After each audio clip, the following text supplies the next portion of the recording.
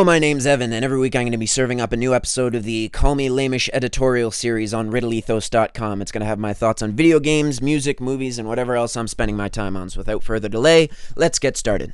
During my most recent visit to Blockbuster, I was presented with a choice. I could either A, rent Halo Reach as I'd originally intended, or B, rent Singularity, a game I knew absolutely nothing about and could only guess as having something to do with theoretical physics. I've always found Halo a little hard to get into, so I thought I'd give the latter a try in hopes that I might learn a thing or two, given that I, like so many others, majored in bullshitting and never bothered with anything quite so practical as physics. It should be said that I was sold on this game the instant my girlfriend, while attentively watching me play, asked me what it was I had to do next, and I heard myself utter the words, "I have to go back to the future." Before that shining moment, however, it was explained that you play Captain Renko of the US military. Your helicopter crashes during a patrol of an allegedly long-abandoned Russian military research facility after being struck by a great big glowy blue explosion of some sort. You discover the island to have been desolated in the wake of some nuclear catastrophe, and lurking amongst the gutted buildings are a number of pale monstrosities all interested in eating your face off.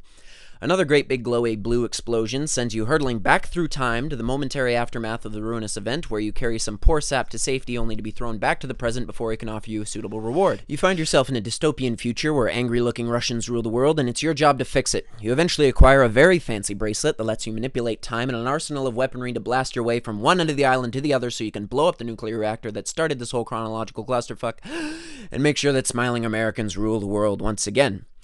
The game tells its story pretty damn well. It's a little textbook to start, but it doesn't take long before you're living the story as it happens.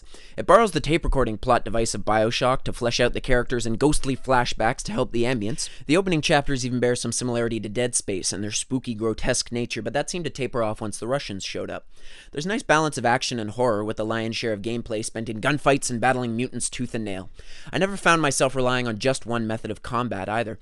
Every enemy required a different strategy to defeat, and I ended up making regular use of the game's full combat spectrum, including shocked waves, time freezes, remote control grenades, and even mutating enemy soldiers, driving them to eat their allies' faces.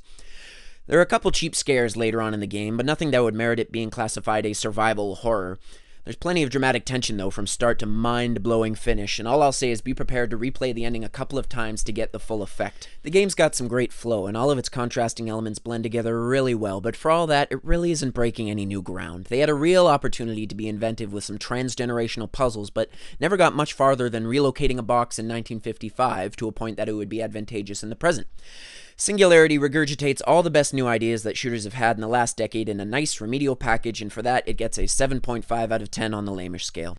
So, until next week, my name's Evan, but you can call me Lameish.